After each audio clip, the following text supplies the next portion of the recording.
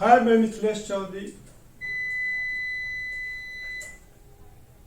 मौसम एक बहाना है। हम बहाने के सिवाय कितना दिन जिंदा रह सकते हैं। डेली एक बहाना है। एक बच्चा होता स्कूल जाने से पहले, अगर उसका मूड नहीं रहेगा स्कूल जाने के लिए तो बोलेगा सॉक्स गीला है, ड्रेस गीला रह गया मम्मी, तो मैं स्कूल कैसे जाएगा, टीचर बोलेगा। वहां पे बहाना।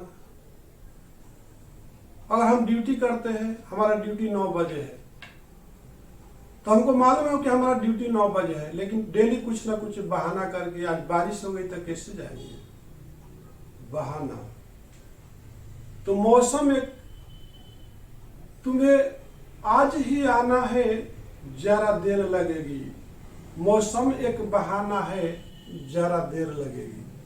तो कहने का मतलब है कि जितने भी लोग बहाने के पीछे गए वो लाइफ में बहाना ही बनाते रह गए, और जिसने बहाना को परित्याग कर दिया और अपना जो फोकस को, अपने गोल को टारगेट लिया।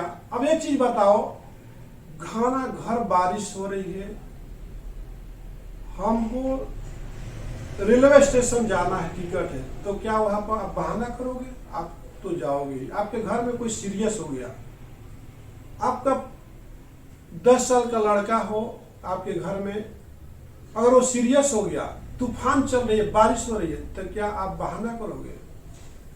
एक 80 साल का बूढ़ा है, सीरियस हो गया, तो वहां पे आप बहाना कर दोगे। क्यों? क्योंकि उससे हमको कुछ बेनिफिट होने वाला नहीं है। अगर 80 साल का बूढ़ा है तो वहां पे आप सीरियस नहीं होते हो। क्यों? क्योंकि आपको उससे ज्यादा ऐसा बेनिफिट नहीं दिख रहा है। लेकिन वही आपका 10 साल का लड़का हो या लड़की हो, आप परेशान हो जाते हो, वो तूफानी रात हो, उसमें भी आप डॉक्टर के पास जाते हो। कितना फर्क है। क्योंकि वो आपका पेरेंट्स होते हुए भी आपको 80 साल के बाद उससे आपको लगाव नहीं रह जाता है। लेकिन आने वाला जो जनरेशन, तो मौसम एक बहाना है और मनुष्य एक स्वार्थी, सेल्फिश एनिमल है। मनुष्य जो है एक स्वार्थी प्राणी है। बहाना के पीछे उसका बहुत ही स्वार्थ छुपा हुआ रहता है। जैसे आपका तूफान हो या बारिश हो, कहीं पर फ्री का कुछ मिलता हो तो आप भाग करके जाओगे। उस टाइम में नहीं देखोगे कि बारिश हो रही है, देखोगे कि आपको फ्री में मिल रहा है, कुछ काम किए ही। लेकिन हम बहाना कहाँ तक करते हैं? जब तक हमारे अंदर अपनत्व नहीं आता है, हमारे अंदर जिम्मेदारी नहीं आती है, तब तक हम बहाना पे बहाना करते जाते हैं। और जिस दिन हमको रिस्पॉन्सिबिलिटी मालूम होती है कि हम नहीं गए तो क्या होगा, अगर हम डॉक्टर के पास नहीं लेके जाते अपने बच्चे को, तो मेरा बच्चे तो मेरे हाथ से निकल जाएगा। वही तड़प अगर हमारे बिजनेस में भी हमारे अंदर आ जाती है, हमारे रिस्पॉन्सिबिलिटी में शामिल हो जाती है, तो उस इंसान को आगे बढ़ने से कोई नहीं रोक सकता है।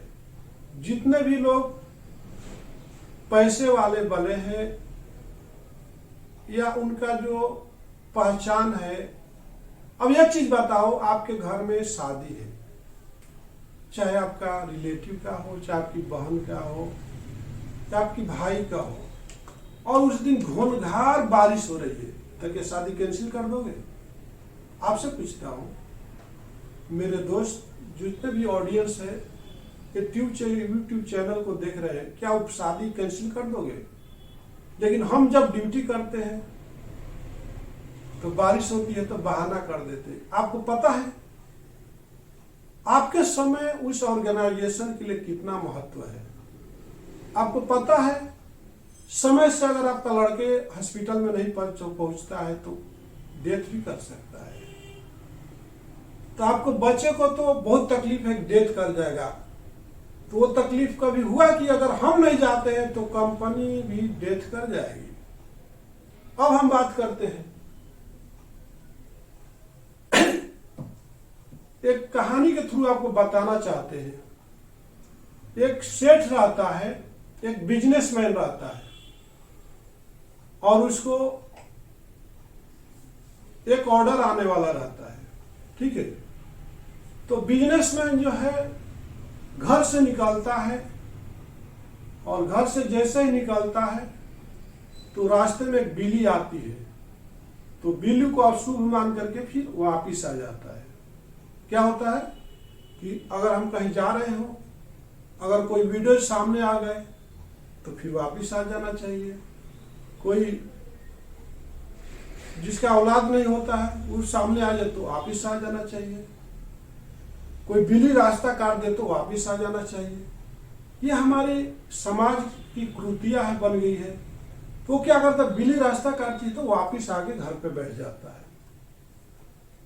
वही मीटिंग में दूसरा बिजनेसमैन, उसका भी रास्ता बिल्ली काटती है, तूफान आता है, बारिश आता है, लेकिन वो मीटिंग में जाता है और कोई भी नहीं पहुंचता है। तो पूरा प्रोजेक्ट उसको मिलता है और घर में वो आता है तो माल हो जाता है।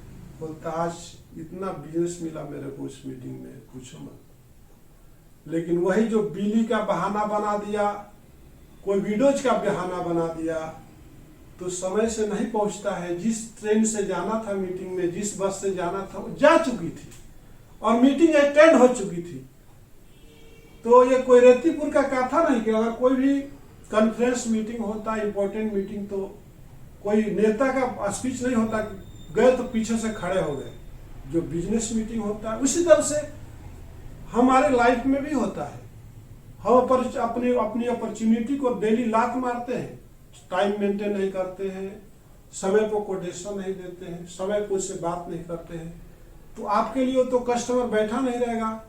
जो ट्रैक में आएगा उसको ही चला जाएगा। अब एक चीज बताओ, एक मंदिर में पुजारी रहता है और पूजा करने के लिए सभी लोग जाते हैं, तो प्रसाद पहले किसको मिलेगी? जो पहले से पूजा करके निकलेगा तो उसी के हाथ में फर्स्ट प्रसाद मिलेगी, और जो बाद में जाएगा उसका बचा खुचा ही मिलेगा। अब एक बात, दावत में जब जाते हो तो दावत में क्या होता है कि उसके पास 25 वैरायटीज बनी रहती है, राइट। तो अगर 25 वैरायटीज का टेस्ट लेना होता है तो पहले आपको समय से पहले जाना होता है और फर्स्ट पात में आपको बैठना होता है। अगर लास्ट पात में जाओगे तो बचा खुचा किसी का जूठा ही पतल ही तो मिलेगा। तो कहने का ये मतलब है कि मेरे दोस्त कि भैया मौसम एक बहाना है, तुझे आज ही आना है, जरा देर लगेगी। मौसम एक बहाना है, जरा देर लगेगी। नमस्कार, धन्यवाद।